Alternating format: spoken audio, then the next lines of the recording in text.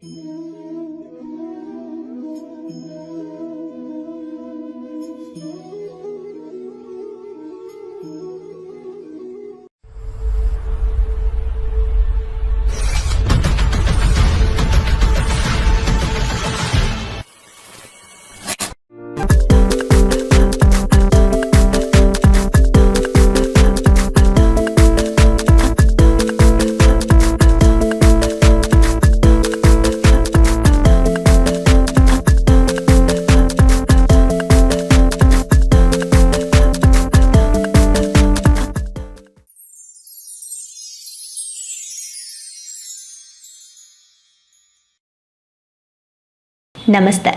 Doctor Virupaksha Devaramane sir ಬರೆದಿರುವಂತಹ ಪುಸ್ತಕ ನೀನಿಲ್ಲದೆ ನನಗಿನ್ನೇನಿದೆ, ಸುಂದರ ದಾಂಪತ್ಯಕ್ಕೆ ಸರಳ ಮಾರ್ಗದರ್ಶಿ ಬುಕ್ಕಿಂದ ನಮ್ಮ ನೆಕ್ಸ್ಟ್ ಕಂಟಿನ್ಯೂ ಮಾಡೋ ಚಾಪ್ಟರ್ನ ನನಗೆ ಮದುವೆ ಬೇಡ ಚಾಪ್ಟರ್. ಸೊ ನಿನ್ನೆ ನಾವು ಏನೆಲ್ಲ ತಿಳ್ಕೊಂಡ್ವಿ ಚೈಲ್ಡ್ಹುಡ್ ಟ್ರಾಮಾ ಬಗ್ಗೆ ಅಲ್ವಾ. ಈಗ ಅದ್ರ ಹೇಗೆ ಅವರು ಕಂಟಿನ್ಯೂ ಮಾಡಿದ್ದಾರೆ. ಆಗ ಡಾಕ್ಟ್ರ್ ಅವ್ರಿಗೆ ಹೇಳಿದ್ರಂತೆ, ಓಕೆ ನಿಮ್ಮ ಮನಸ್ಸಿಗೆ ಬೇಸರ ಆಯಿತು, ಐ ಆಮ್ ಸಾರಿ, ಬಟ್ ವಿಷಯ ತಿಳ್ಕೊಬೇಕಾಗಿರೋ ಕಾರಣ ಅವಶ್ಯಕತೆ ಇತ್ತು ನಾನು ಕೇಳೋದು ಅಂತ. ಅದಾದ ಮೇಲೆ ಅವರಿಗೆ ಒಂದು ಸುರಕ್ಷಿತ ಭಾವನೆಯನ್ನು ಮೂಡಿಸಿದ್ರಂತೆ. ಓಕೆ, ಬಹುಶಃ ನಿಮಗೆ ಮದುವೆ ಅಂದರೆ ಇಷ್ಟ ಎನ್ನುವ ಭಾವನೆ ಮೂಡಿರಬಹುದು, ಅಲ್ಲ ಇಷ್ಟೇ ಎನ್ನುವ ಭಾವನೆ ಮೂಡಿರಬಹುದು ಅಂತ ಹೇಳಿದ್ರಂತೆ. ಈಗ ನಾವು ವಿಷಯಕ್ಕೆ ಬರೋಣ. ನೀವು ಮದುವೆ ಆಗಲೇಬಾರದು, ಜೀವನ ಪರ್ಯಂತ ಹೀಗೇ ಇದ್ದು ಏನನ್ನೂ ಸಾಧಿಸುವ ನಿರ್ಧಾರ ಮಾಡಿ ಆಗಿದೆ ಅಂದರೆ ಬಹುಶಃ ನನಗೆ ಹೇಳಲು ಏನೂ ಇಲ್ಲ. ಇಲ್ಲದಿದ್ದರೆ ಈಗಾಗಲೇ ಓದು ಮುಗಿದಾಗಿದೆ, ಕೆಲಸ ಮಾಡಲು ಪ್ರಾರಂಭಿಸಿ ವರ್ಷಗಳಾಗಿವೆ, ವಿದೇಶ ಪ್ರವಾಸಕ್ಕೂ ಮುಗಿಸ್ಕೊಂಡು ಬಂದಿದ್ದೀರಾ. ಹೀಗೆ ಒಂಟಿಯಾಗಿ ಮುಂದುವರೆದರೆ ಕೆಲವು ವರ್ಷಗಳಲ್ಲಿ ಏಕಾಂತ ಕಾಡ್ಬೋದು, ಏಕಾಂತ ಅಂತ ಅನಿಸ್ಬೋದು. ತಂದೆ ತಾಯಿ ಇರುವಷ್ಟು ದಿನ ಹೇಗೋ ನಡೆಯುತ್ತೆ. ನಾಳೆ ಅವರಿಬ್ಬರು ಪ್ರಾಯವಾದ ಅಂದರೆ ಅವರಿಬ್ಬರಿಗೂ ವಯಸ್ಸಾದ ಮೇಲೆ ನೀವು ಒಂಟಿಯಾಗಿ ಬಿಡ್ತೀರಿ. ಸ್ನೇಹಿತರೆಲ್ಲರೂ ಅವ್ರವ್ರ ಪಾಡಿಗೆ ಅವ್ರು ಹೊರಟೋಗ್ತಾರೆ. ಎಷ್ಟು ವರ್ಷ ಅಂತ ನಿಮ್ಮ ಜೊತೆಯಲ್ಲಿರ್ತಾರೆ. ಒಂದು ದಿನ ಈ ಕೆಲಸ, ಉದ್ಯೋಗ, ಸಂಪಾದನೆ ಯಾತಕ್ಕಾಗಿ ಅನ್ನೋ ಪ್ರಶ್ನೆ ನಿಮಗೆ ಬರಬಹುದು. ಆಗ ನಮ್ಮ ಬಳಿ ಉತ್ತರ ಇಲ್ಲದೇನೂ ಇರ್ಬೋದು ಅಂತ ಹೇಳಿದಾಗ, ಇಲ್ಲ ಸರ್, ನನಗೆ ಮೊದಲಿಂದನೂ ಸಮಾಜ ಕಾರ್ಯಗಳಲ್ಲಿ ಆಸಕ್ತಿ, ಏನಾದರೂ ಸಮಾಜ ಸೇವೆ ಮಾಡಬೇಕು ಅಂತ ಹೇಳಿದ್ಲಂತೆ. ಮಾಡಿಬಿಡ್ತೀನಿ ಅಂತ. ತುಂಬ ಜನಕ್ಕೆ ಹಿಂಗೆ ಅನಿಸ್ಬಿಡುತ್ತೆ, ಆಯಿತಾ. ಸಂತೋಷ, ಒಳ್ಳೆಯ ವಿಚಾರನೆ. ಆದರೆ ಸಮಾಜ ಸೇವೆ ಮಾಡೋದಕ್ಕೂ ಮದುವೆ ಆಗದೆ ಇರೋದಕ್ಕೂ ಸಂಬಂಧ ಏನೂ ಇಲ್ಲ. ಮದುವೆ ಆಗಿ ಕೂಡ ನೀವು ನಿಮ್ಮ ಇಷ್ಟದ ಕೆಲಸವನ್ನು ಮಾಡಬಹುದು. ಆರಂಭದ ವರ್ಷಗಳಲ್ಲಿ ಗಂಡ, ಮನೆ, ಮಕ್ಕಳು ಅನ್ನೋ ಜವಾಬ್ದಾರಿ ಇರುತ್ತೆ. ಮಧ್ಯದ ವಯಸ್ಸಿನಿಂದ ಖಂಡಿತ ನಿಮಗೆ ಬೇಕು ಅನಿಸಿರೋ ವಿಚಾರವನ್ನು ನೀವು ಮಾಡ್ಬೋದು. ನಿಮ್ಮ ಅದೃಷ್ಟ ಚೆನ್ನಾಗಿದ್ದರೆ ನಿಮ್ಮ ಹಾಗೆ ಯೋಚಿಸುವ ಸಂಗಾತಿ ಕೂಡ ಸಿಗ್ಬೋದಲ್ವ. ನಿಮ್ಮ ಕನಸುಗಳನ್ನು ಸಾಕಾರಗೊಳಿಸೋದ್ರಲ್ಲಿ ಅವರು ಕೂಡ ನಿಮಗೆ ಸಹಾಯ ಮಾಡ್ಬೋದಲ್ವ. ನಿಮಗೆ ಇನ್ನಷ್ಟು ಶಕ್ತಿ ಬರುತ್ತೆ. ನಿಮ್ಮ ಹಾಗೆ ಕನಸುಗಳು ಅವರಿಗೂ ಇದ್ದರೆ ಅವರಿಗೂ ಖುಷಿ ಆಗ್ಬೋದಲ್ವಾ, ನಿಮಗೂ ಖುಷಿ ಆಗ್ಬೋದಲ್ವಾ ಅಂತ ಕೇಳಿದ್ರಂತೆ. ಆಗ ಈ ಹುಡುಗಿ ಹೇಳಿದ್ಲಂತೆ, ಯಾಕಂದರೆ ಚೈಲ್ಡ್ಹುಡ್ ಟ್ರಾಮಾ ಹೇಗೆ ಕೂತಿದೆ, ಅಪ್ಪನ ಮೇಲೆ ಕೂತಿದೆ ಅಲ್ವಾ. ಸೊ ಹೇಳಿದ್ಲಂತೆ, ಸರಿ ಹೀಗೆ ಹೇಳ್ತೀನಿ ಅಂತ ಬೇಜಾರು ಮಾಡ್ಕೊಬೇಡಿ. ಗಂಡನ ಕನಸುಗಳನ್ನು, ಗಂಡನಿಗೋಸ್ಕರ ಹೆಣ್ಣು ತ್ಯಾಗ ಮಾಡಿರುವಂಥದ್ದು ತುಂಬ ಇದೆ ಸರ್. ಗಂಡ ಯಶಸ್ಸನ್ನು ಪಡಿಬೇಕು ಅಂತ ಹೇಳಿ ಹೆಂಡತಿ ತನ್ನ ಯಶಸ್ಸನ್ನು ಬಿಟ್ಕೊಟ್ಟಿರುವಂತಹ ಉದಾಹರಣೆಗಳು ತುಂಬ ಇದೆ ಸರ್. ಆದರೆ ಹೆಂಡತಿಯ ಯಶಸ್ಸಿಗಾಗಿ ಗಂಡ ತನ್ನ ಕೆಲಸಗಳನ್ನು ಬಿಟ್ಟಿರೋದು ಎಲ್ಲೂ ಇಲ್ಲ. ಹೆಂಡತಿಯ ಕನಸುಗಳನ್ನು ಪಟ್ಟಿ ಮಾಡಿ ಅದಕ್ಕೆ ಸಹಕಾರ ಕೊಡುವಂತಹ ಪೂರ್ಣ ಪ್ರಮಾಣದ ಆಸಕ್ತಿ ಗಂಡನಿಗೆ ಇಲ್ಲ. ಹೆಂಡತಿ ಒಂದು ಪಕ್ಷ ತೋರಿಸ್ಬೋದು ಸರ್. ಬಹುಶಃ ಹೆಂಡತಿದಿರತ್ರನೇ ಲಿಸ್ಟ್ ಜಾಸ್ತಿ ಇದೆ ನಾನು ನೋಡಿರೋ ಮಟ್ಟಿಗೆ ಅಂತ ಹೇಳಿದ್ರಂತೆ. ಆಗ ಡಾಕ್ಟರು, ಹೌದು, ಅದನ್ನು ಕೂಡ ನಾನು ತಳ್ಳಿ ಹಾಕಂಗಿಲ್ಲ, ನೀವು ಹೇಳ್ತಾ ಇರೋದು ಸರಿ ಇರ್ಬೋದು. ಆದರೂ ಕೂಡ ನಿಮಗೂ ಅದೇ ಥರ ಸಿಗಬೇಕು ಅಂತ ಯಾಕೆ ಅಂದ್ಕೊಳ್ತೀರಾ? ಒಳ್ಳೆ ಗಂಡ ಸಿಗಬಹುದು ಅಂತ ಅಂದ್ಕೊಳ್ಳಿ, ಸಿಗ್ತಾರೆ ಅಂದ್ಕೊಳ್ಳಿ. ಸಿಗಲಿಲ್ವಾ, ನಿಮ್ಮ ಪರಿಶ್ರಮ ಪೂರ್ತಿ ನಿಮ್ಮದೇ. ಸಿಕ್ಕಿದ್ರೆ ಸಪೋರ್ಟ್ ಸಿಗುತ್ತೆ ಅಂತ ಹೇಳಿದ್ರಂತೆ. ನಾನೇನು ಮದುವೆ ಆಗದಿದ್ದರೆ ಬದುಕು ನಶ್ವರ, ಮಕ್ಕಳಾಗದಿದ್ದರೆ ಮೋಕ್ಷ ಸಿಗಲ್ಲ ಅನ್ನೋ ಧಾರ್ಮಿಕ ವಿಚಾರಗಳನ್ನು ಹೇಳ್ತಾ ಇಲ್ಲ, ತೀರಾ ಪ್ರಾಕ್ಟಿಕಲ್ ಆಗಿ ಮಾತಾಡೋಣ ಅಂತ ಹೇಳಿದ್ರಂತೆ. ಅಂದರೆ ಕೆಲವು ವರ್ಷ ಆದಮೇಲೆ ನೀವು ಒಂಟಿ ಆಗಿಬಿಡ್ತೀರಾ. ಮದುವೆ ಆದ ನಂತರ ಅಯ್ಯೋ ನನಗೆ ಮದುವೆ ಆಗಿಬಿಡ್ಬೇಕಿತ್ತಪ್ಪ ಅಂತ ನಿಮಗೆ ಒಂದು 50 ವರ್ಷಕ್ಕೆ ಬಂದಾಗ ನಿಮಗೆ ಅನ್ನಿಸ್ಬಾರ್ದು. ಅವಾಗ ಯಾರೋ ಭಾಳ ಸಂಗಾತಿ ಬೇಕಿತ್ತು ಅಂತ ನಿಮಗೆ ಅನ್ನಿಸ್ಬಾರ್ದು. ಇನ್ನೊಂದೆರಡು ಪ್ರಾಕ್ಟಿಕಲ್ ಸತ್ಯಗಳನ್ನು ನೋಡೋದಾದರೆ, ನೀವು ಜೀವನ ಇಡೀ ಒಂಟಿಯಾಗಿ ಇರಲು ತೆಗೆದುಕೊಂಡ ನಿರ್ಧಾರ ಮುಂದೆ ಒಂದಿನ ಕಷ್ಟ ಆಗ್ಬೋದು. ಹೀಗಾಗಿ ನೀವು ಅವಾಗ ಮಾನಸಿಕವಾಗಿ ಕುಂದು ಹೋಗೋ ಸಾಧ್ಯತೆ ಇರುತ್ತೆ. ದಾಂಪತ್ಯ ಉಸಿರು ಕಟ್ಟುವಂತಾಗಿದ್ದರೆ, ಇನ್ ಕೇಸ್ ಏನಾದರೂ ನಿಮ್ಮ ದಾಂಪತ್ಯ ಉಸಿರು ಕಟ್ಟುತ್ತೆ, ನಿಮಗೆ ತುಂಬ ತೊಂದರೆ ಕೊಡುತ್ತೆ ಅಂತ ನಿಮಗೆ ಅನಿಸಿದ್ರೆ ಅಂದರೆ ನಿಜವಾಗ್ಲೂ ಅದು ನಿಮಗೆ ತುಂಬ ತೊಂದರೆ ಕೊಡುತ್ತೆ ಅಂತ ಅನಿಸಿದ್ರೆ ಆಗ ಸಹ ನೀವು ದಾಂಪತ್ಯವನ್ನು ಎಂಡ್ ಮಾಡ್ಕೊಬೋದು. ಮದುವೆ ಆಗದೆ ಇದ್ದಾಳೆ ಅನ್ನೋದು ಹೇಗೆ ನೀವು ತೊಗೊಳಕ್ಕೆ ಸ್ವೀಕಾರ ಮಾಡೋಕ್ಕೆ ರೆಡಿ ಇದ್ದೀರೋ ಹಾಗೆ ಹಸ್ಬೆಂಡ್ಗೆ ನಾನು ಡಿವೋರ್ಸ್ ಮಾಡಬಲ್ಲೆ ಅನ್ನೋ ಥಾಟನ್ನು ನೀವು ಇಟ್ಕೊಂಡ್ರೆ ಒಳ್ಳೆಯದೇ ಅಲ್ವಾ. ನಿಮ್ಮ ತಂದೆ ತಾಯಿಗೋಸ್ಕರ ಮದುವೆ ಆದಂಗೂ ಆಗುತ್ತೆ, ಮದುವೆ ಜೀವನನ ನೀವು ಅನುಭವಿಸ್ದಂಗೂ ಆಗುತ್ತೆ. ಮದುವೆ ಇನ್ ಕೇಸ್ ಪ್ರಾಬ್ಲಮ್ ಆಗುತ್ತೆ ಅಂದರೆ ನೀವು ಅದರಿಂದ ಹೊರಗೆ ಬರೋಕ್ಕೂ ಚಾನ್ಸಸ್ ಇದೆ. ಅಂದರೆ ಇದು ನೆಕ್ಸ್ಟ್ ಆಪ್ಷನ್ ಕೊಡ್ತಾ ಇರೋದು. ಆಗಿದ್ದರೆ ಚೆನ್ನಾಗಿರ್ತಿತ್ತು ಅಂತ ನಿಮ್ಗೆ ಯಾವತ್ತೂ ಅನಿಸ್ಬಾರ್ದು ಅಂದರೆ ಹೀಗೆ ಮಾಡ್ಬೋದಲ್ವಾ ಅಂತ ಹೇಳಿದ್ರಂತೆ. ಇಷ್ಟೆಲ್ಲ ಹೇಳಿಬಿಟ್ಟು ಫೈನಲಿ ಇದು ನಿಮಗೆ ಬಿಟ್ಟಿದ್ದು, ಅದನ್ನು ನೀವೇ ನೋಡ್ಕೊಬೇಕಾಗಿರೋದು, ನಾನು ಜಸ್ಟ್ ನಿಮಗೆ ಹೇಳ್ತಾ ಇದ್ದೀನಿ ಅಷ್ಟೇ ಅಂತ ಹೇಳಿದ್ರಂತೆ. ಸೊ ಇಲ್ಲಿ ನಾವು ನೋಡಬೇಕಾಗಿರೋದೇನೆಂದರೆ, ಗಂಡ ಹೆಂಡತಿ ನಡುವೆ ಸಂಬಂಧ ಚೆನ್ನಾಗಿಲ್ಲ ಅಂದರೆ ಹುಟ್ಟೋ ಮಗು ಕೂಡ ಆರೋಗ್ಯವಾಗಿ ಹುಟ್ಟಲ್ಲ. ಜೊತೆಗೆ ಮಾನಸಿಕವಾಗಿ ಸಾಕಷ್ಟು ತೊಂದರೆಗಳಿಂದ ಹುಟ್ಟುತ್ತೆ.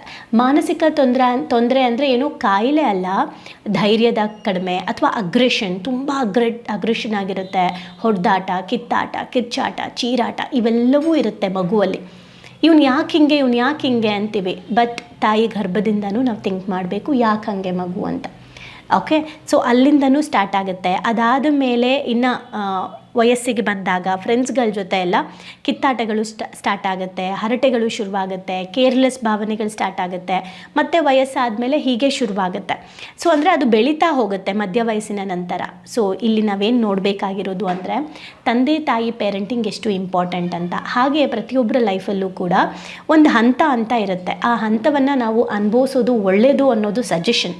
ಬಟ್ ಅದೇಗೆ ನಮ್ಮ ಟ್ರಾಮಾ ಎಷ್ಟು ಹೀಲ್ ಆಗುತ್ತೆ ಅನ್ನೋದ್ರ ಮೇಲೆ. ಬಿಕಾಸ್ ಗಾಯನ ಕ್ಲಿಯರ್ ಮಾಡ್ಕೊಳ್ದೆ ಏನು ಡಿಸಿಷನ್ ತೊಗೋಬಾರ್ದು ಅಂತ.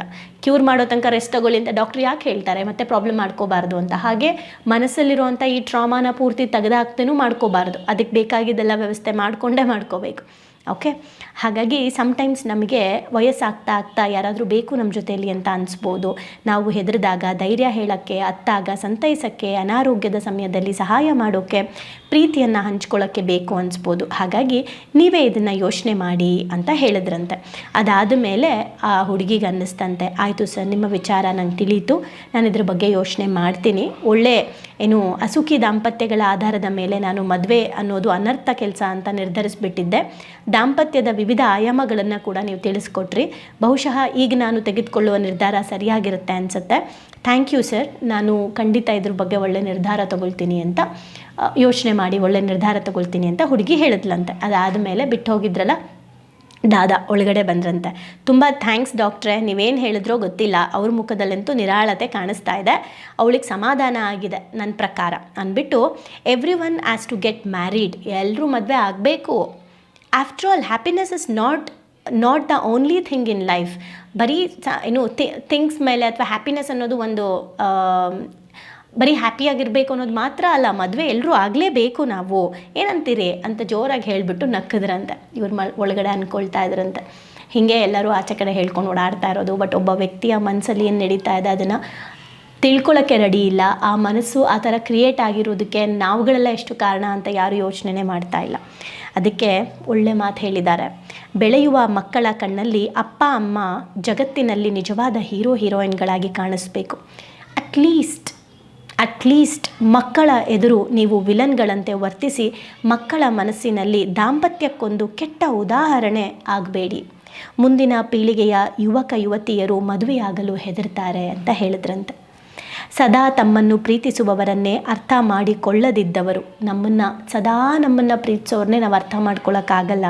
ಇನ್ನು ಮೋಸ ಮಾಡೋರು ನಮ್ಮನ್ನು ಅರ್ಥ ಮಾಡ್ಕೊಳ್ತಾರ ಅಂದರೆ ಇನ್ನೂ ಮುಂದೆ ಸಿಗದೇ ಇರೋ ನಮ್ಮನ್ನು ಅರ್ಥ ಮಾಡ್ಕೊಳ್ತಾರೆ ಅಂತ ಊಹಿಸೋಕೆ ಯಾಕೆ ಕಷ್ಟ ಅಂತೆ. ನಮ್ಮ ಜೊತೇಲಿ ಇರೋರೇ ನಮ್ಮನ್ನು ಅರ್ಥ ಮಾಡ್ಕೊಂಡಿಲ್ಲ ಅನ್ನೋದು ಗೊತ್ತಾಗಿರುತ್ತೆ ಅಂತ. ಹಾಗಾಗಿ ದಯವಿಟ್ಟು ಮೊದಲನೇದು ನಾನು ಯಾವಾಗಲೂ ಹೇಳ್ಕೊಂಡು ಬಂದಿದ್ದೀನಿ, RJ ಅವ್ರ ಎಪಿಸೋಡಲ್ಲೂ ಹೇಳಿದ್ದೀನಿ, ನನ್ನ ಯೂಟ್ಯೂಬಲ್ಲೂ ಹೇಳಿದ್ದೀನಿ, ಪೇರೆಂಟಿಂಗ್ ತುಂಬ ಇಂಪಾರ್ಟೆಂಟ್. ಪೇರೆಂಟ್ಸ್ ಹೇಗಿರ್ತಾರೋ ಮಕ್ಕಳು ಹಾಗೆ ಇರ್ತಾರೆ. ಮಕ್ಕಳ ಜೊತೆ ತಂದೆ ತಾಯಿ ಕೂಡ ಬೆಳಿಬೇಕು. ತಂದೆ ತಾಯಿ ನಮ್ಮ ಪ್ರಾಬ್ಲಮ್ ಏನೇ ಇದ್ದರೂ ಅದನ್ನು ನಾವು ರೂಮಲ್ಲಿ ಡಿಸ್ಕಷನ್ ಮಾಡ್ಕೊಬೇಕು ಅಥವಾ ಹೊರಗಡೆ ಹೋಗಿ ಡಿಸ್ಕಷನ್ ಮಾಡ್ಕೊಬೇಕು. ಮಕ್ಕಳ ಮುಂದೆ ಅಂದರೆ ಮ್ಯೂಚುವಲ್ ರೆಸ್ಪೆಕ್ಟು, ಲವ್, ಕೇರಿಂಗ್ ಇದನ್ನು ನಾವೆಷ್ಟು ತೋರಿಸ್ತೀವಿ ನಮ್ಮ ಮಗು ಅದನ್ನು ಕಲ್ತ್ಕೊಳ್ಳುತ್ತೆ. ಇದರಲ್ಲಿ ಇಬ್ಬರ ಪಾತ್ರನೂ ಇದೆ. ಸಮ್ಟೈಮ್ಸ್ ಗಂಡಂಗೆ ಅದಿಲ್ಲ ಅಂದಾಗ ಹೆಂಡತಿ ಮಗುವಿಗೆ ಒಂದು ಒಳ್ಳೆ ಸಂಸ್ಕಾರವನ್ನು ಕಲಿಸ್ಬೇಕು.